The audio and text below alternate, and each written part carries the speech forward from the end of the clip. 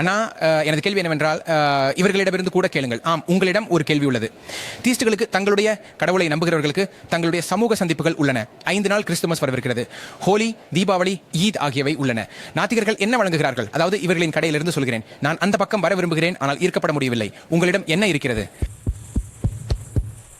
அவர்கள் இது கூறுகிறார்கள், மதத்தை பின்பற்றும் மக்கள், வெவ்வேறு மதங்களைச் சேர்ந்தவர்கள், அவர்களுக்கு பல விழாக்கள், திருவிழாக்கள் உள்ளன. இப்போது நான் உங்களுக்கு ஒரு விஷயம் சொல்கிறேன். இங்கே வரலாற்று நிபுணர்கள் கூட இருக்கிறார்கள். மிருதுலாஜி, நீங்கள் சொல்லுங்கள், சரியா இல்லையா? இது ஒரு கான்ஸ்டன்டைன் என்ற ரோமன் மன்னன் கிறிஸ்தவம் வந்த 400 ஆண்டுகளுக்கு பிறகு நான் கிறிஸ்தவனாக ஆகுவேன் என்று முடிவு செய்தான்.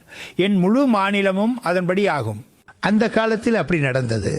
ராஜா எந்த மதத்தை ஏற்றுக்கொண்டாரோ அந்த மதத்தை மக்கள் ஏற்றுக்கொள்வார்கள். ஏனெனில் அவர் திவாலாகிவிட்டார் மற்றும் மெடிட்டரேனியன் கடற்கரையில் உள்ள பணக்கார கிறிஸ்தவர்கள் வணிகர்களிடம் அவருக்கு பணம் தேவைப்பட்டது. அதனால் அவர் சொன்னார், கிறிஸ்தவராகி விடுங்கள்.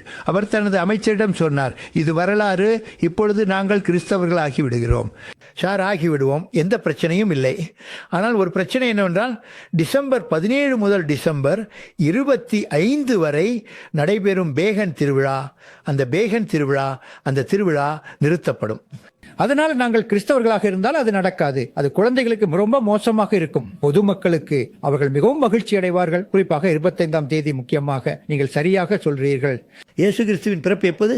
எங்காவது ஏப்ரல் மாதத்தில் இல்லை, அதை நிறுத்து. அது டிசம்பர் 25ஆம் தேதி.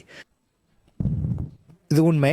400 ஆண்டுகளுக்கு பிறகு கிறிஸ்தவம் ஏப்ரலிலிருந்து டிசம்பருக்கு மாற்றப்பட்டது. ஏனெனில் இங்கு பேகன் திருவிழா நடந்தது. இப்பொழுது நீங்கள் சுலபமாக கொண்டாடுகிறீர்கள். இந்த எல்லா திருவிழாக்களும் மதமாக இருந்தன. ஒவ்வொருவருக்கும் ஒரு பொழுதுபோக்கு துறை தேவைப்படுகிறது. தங்கள் நிறுவனத்தை நடத்துவதற்கு இது மதம் அல்ல, இது மதச்சார்பற்ற திருவிழாக்கள். மதம் எடுத்துக்கொண்டது. இவை காலநிலைக்கேற்ப, பயிர்களுக்கேற்ப, விவசாயிகளுக்கேற்ப இருந்தன. அதை நீங்கள் எடுத்துக்கொண்டு மதத்தின் நிறம் கொடுத்து விட்டீர்கள். இது எந்த மதமும் அல்ல.